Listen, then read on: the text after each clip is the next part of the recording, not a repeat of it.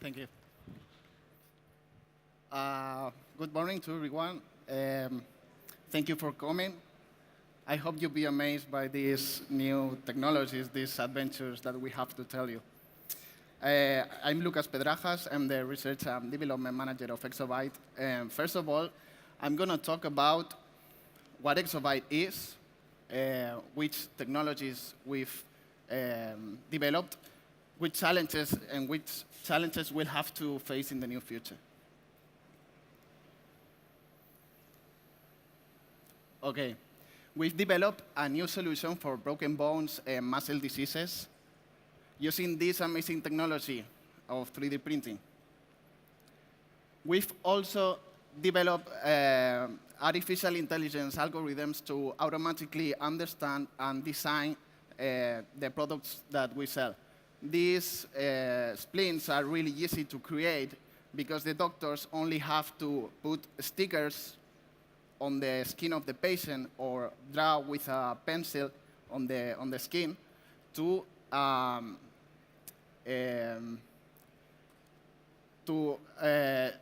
send the message to the automatic algorithms. And then with our 3D scanner, a very precise one, they send us the images that our algorithms need. And in more or less 48 hours, they have the splint at the hospital. We've treated more than 300 patients the last 3 years, and I'm going to show you some examples of them. On the left side, there's a leg of a boy who had a severe infection on the knee of fungus. And when he was younger, he had to pass through a lot of interventions, which left him without being able to move it properly, to move it safely without pain. So he needed a solution. And as you can see, he had external fixation with a lot of screws. And we had to prevent those areas from being covered by the plastic of the splint. On the right side, you can see a man who had a carpal tunnel surgery. And once again, we had to prevent that area from being covered. Now he's really happy swimming in the pool because he doesn't have to worry about the splint being wet, or because this is thermoplastic. And because of the holes, this is breathable and lightweight and less itchy than normal plasters. We also include an electrostimulation device to be used with the splint and is controlled by an app. This app is connected with our servers to send reports to the doctors. The doctors also can adjust the parameters of the device from the distance.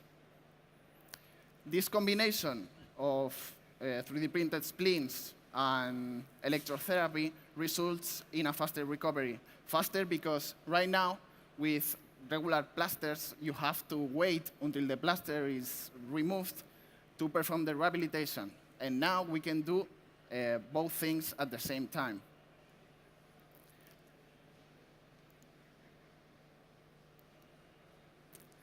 Okay, we've learned a lot these years about 3D printing, and that's why we wanted to share those learnings with the community by collaborating with the 3D Spec course. The objective of 3D Spec course is to provide knowledge and skills each day more necessary in this area of 3D printing. So now that I talk advantage of this talk to promote this course, I'm going to talk about the challenges that we'll have to face in the near future. And the first challenge for us, a very important one, is 3D printing. Because we're offering medical solutions, and in medical field, you have to move fast and think as fast as possible to solve the problems as fast as possible. That's why 3 years ago, we invented a new technology, a new method to 3D print in a really short time But because of the chemicals that we used, it was really messy or sticky because we used resins or photopolymers, and we had to change our minds because it wasn't definitely suitable to be in a hospital, and we have to start from scratch with a new idea. And now we have the first prototype of a 3D printer machine that is a new kind of 3D printing method, and we will install it the next year in our clients' hospitals. This method will allow us to print in many materials with awesome properties, combinations of them, and even to put electronics inside the parts. So maybe in the future, we can make those splints with sensors inside or the electrostimulation device inside the splint without being in another device. But I can't tell any more further details because we are in a patent process. So, but maybe you can see this technology the next year in our hospitals, I hope. Okay, the next challenge is 3D scanning. And we have to differentiate between two classes of things that can be scanned. The first one is inanimated objects that you can rotate each whatever direction you want, or you can turn it upside down because it doesn't complain at all. And we have living beings like human people or animals. And inside living beings, we can differentiate between healthy living beings or injured living beings. And that last one is the one that we work with, and is the most difficult because they are in pain. You cannot pretend to hold, for our application, you cannot pretend to hold the limb in the middle of the air because this is broken. It will fall, or it will be very painful for the patient. So we have to provide a solution, maybe a structure to hold the limb without pain. And here's come the tricky part, because if we have to hold with a structure the limb of the patient, this structure will block the vision of the scanner. And so this structure has to be very thin or very slim, and yet it has to be very resistant to hold a heavy limb like a leg.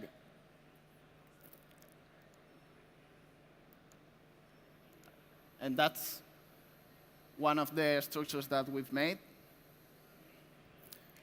But you will never be able to scan the whole limb without some parts being covered, because an injured limb will be always necessary to be resting in something. And that's why my desire for the future is that in the future, the 3D scanners must be a lot more intelligent to know what they are going to scan, to anticipate what they are going to see next. For example, if we want to scan an arm and we start by the fingers and then go to the knuckles, the scanner will have to know which direction you're following. And then this scanner will have to know that then comes the wrist and the forearm. Even the scanners will have to warn you if you left something without being scanned. Hey, you left the knuckles. And ultimately come up with some anthropometric approximation of the parts that the scanner didn't see. Even the scanners will be so sophisticated that they will put in real time bones or joints like in video games, and you will be able to scan a body even if it moves or change position.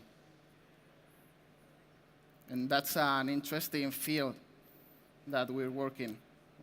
Maybe this sounds like science fiction, but the truth is several universities are working on this kind of solution. And the last challenge for us is automatic design, because everything needs to be or scanned or designed to be 3D printed.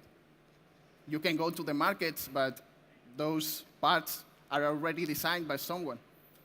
And in our field, it's very difficult to teach every doctor how to design.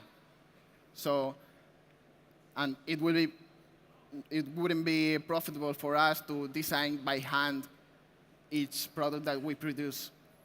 And that's why we are applying these artificial intelligence algorithms to understand what the scanned part is an arm, is a leg, to understand the marks that the doctors put on the patient's skin, and to know where to put the half cuts of the splint. This is an image of our 3D scanner, and the artificial intelligence knowing where are the stickers or the half cuts, and algorithms of computer graphics, normal ones, to put volume to that splint, to make the holes, the breathable holes, the electrostimulation points, or even if there's a wound, and resulting in a 3D printable file.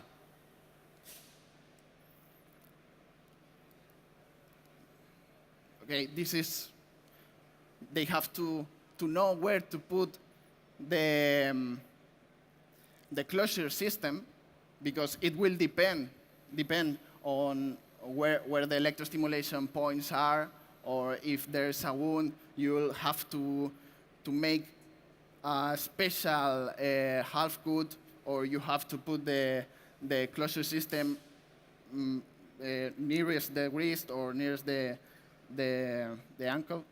So I think this field is very interesting, because in the future, maybe you won't have to know special skills in 3D design to design something and then print it.